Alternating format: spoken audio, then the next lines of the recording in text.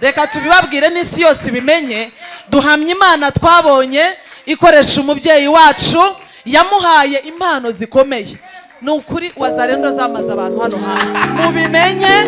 Mubimenye turakijijwe, tuvuga imirimo y'Imana isumba byose yakoze. Ndashaka kumva ubuhamya basi anarebe ubwiza Imana yadusize. Ndamwegera arambwira ati ndabona hari impano zawe zazimye, ati kandi ndabona urugo rwawe rwarabayemo abana benshi, warareze abana benshi, atariko abenshi ntibakibyibuka. Mu by'ukuri urugo rwanjye rwabayemo abana barenga 20, abo nzi nabo ntazi. Ariko icyo nshima Imana ni impano yanjye. Yambwiye ati impano igiye kongera gukora, impano ikongera igakanguka koko ngeze muri iri torero. Arambwira ati Imana iguhaye ama-etaje 6.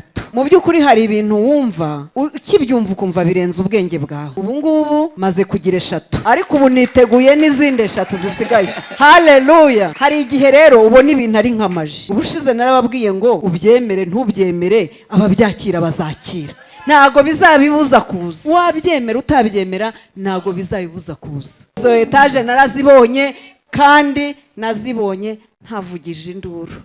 Yamanuriye imodoka, nari mfite indi ngendamo narabibabwiye, imodoka iraza. Itorero Elion Pentecost Blessing Church riyobowe na Reverend Prophet Ernest Nyirindekwe ribatumiye mu bihe bidasanzwe by'ijambo ry'Imana, ibitangaza n'ubuhanuzi. Wa gatatu guhera saa 11 kugeza saa 2 mu materaniro yitwa uwa gatatu wo kubohoka, Wednesday of Deliverance. Kuwa kane mu masengesho yitwa uwa kane w'ibirori guhera saa 5 za mu gitondo kugeza saa 2 z'ijoro. Buri wa gatanu wo gutitiriza, Friday overnight, aho duhera saa 1 za nimugoroba kugeza saa 11 za mu gitondo. Ndetse no ku cyumweru aho tugira amateraniro yitwa icyumweru cyo kuyoboza Imana inzira. Irya mbere rihera saa 3 za mu gitondo kugeza saa 6 n'igice, ndetse n'irya nimugoroba rihera saa 10 kugeza saa 2 zuzuye. Duherereye Kibagabaga munsi y'urwibutso ku gipangu nimero 3, aho bakunze kwita ku rusengero rwera White Church. Aya materaniro yose wanayakurikira online unyuze kuri YouTube ukandikamo Prophet Ernest Nyirindekwe, ndetse no kuri Zoom.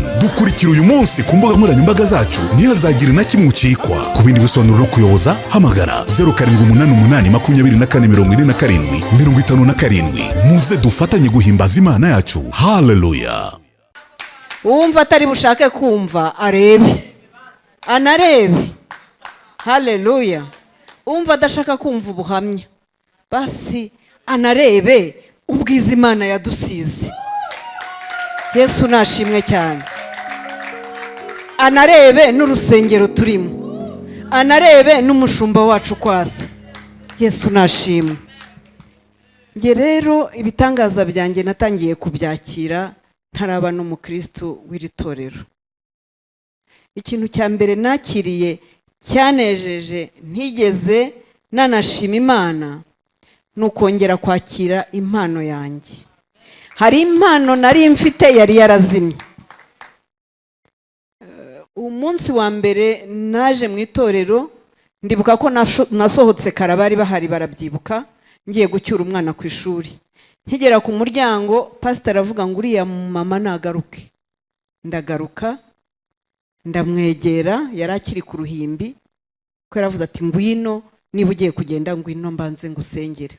Ndamwegera arambwira ati ndabona hari impano zawe zazimye, ati kandi ndabona urugo rwawe rwarabayemo abana benshi, warareze abana benshi, atariko abenshi ntibakibyibuka. Mu by'ukuri urugo rwanjye rwabayemo abana barenga 20, abo nzi nabo ntazi, ariko hakaba babyibuka hakaba n'abatabyibuka, ariko icyo si cyo ngendereye. Ariko icyo nshima Imana ni impano yanjye. Yambwiye ati impano igiye kongera gukora, impano ikongera igakanguka koko ngeze muri iri torero. Arambwira ati Imana iguhaye ama-etaje 6. Haleluya. Mu by'ukuri hari ibintu wumva ukibyumva ukumva birenze ubwenge bwawe, ariko ndavuga ntubwo ari ubivuze. Nabonye abashima, nabonye benshi bavuze, nabonye abantu ababyeyi beza, nabonye abagabo beza, ntabwo bose ari abaswa ku buryo baba bicaye imbere y'umuntu babeshye. Ibyo byose aba bantu barimo abanyabwenge, barimo abize, barimo abayobozi bafite ubwenge bwo kureba.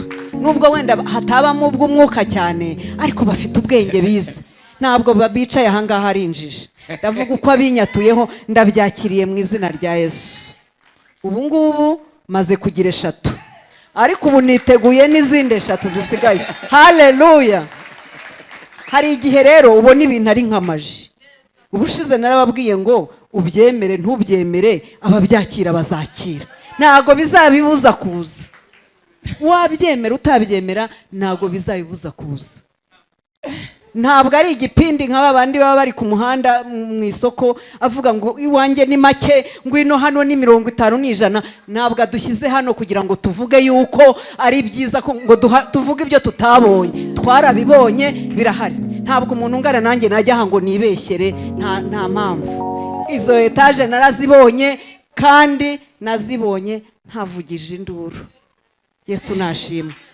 Yamanuriye imodoka, nari mfite indi ngendamo, narabibabwiye. Imodoka iraza ari 0 kilometre mu buntu bw'Imana.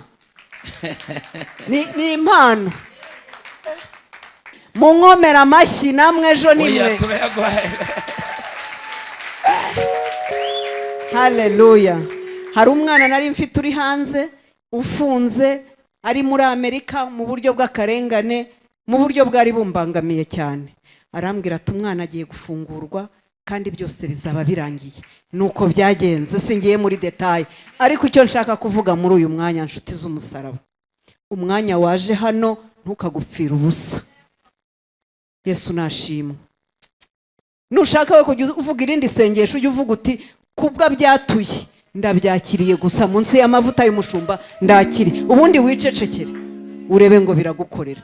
Byarakoze. Ntabwo ari amavuta tuvuga si ubuto, si amamesa, si ni amavuta y'Imana. Imana yamusize, tuzayavuga rero igihe cyose tuzaba tukiriho. Haleluya. Waba ubihakana birakureba, ariko igihe yankoreye nzayavuga. Haleluya. Nzayavuga rwose.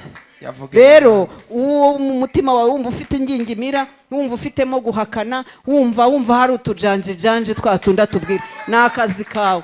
Uzajya usubirayo uko waje. Imana ibaho umugisha. Mukomere Imana yacu amashyi. Amen.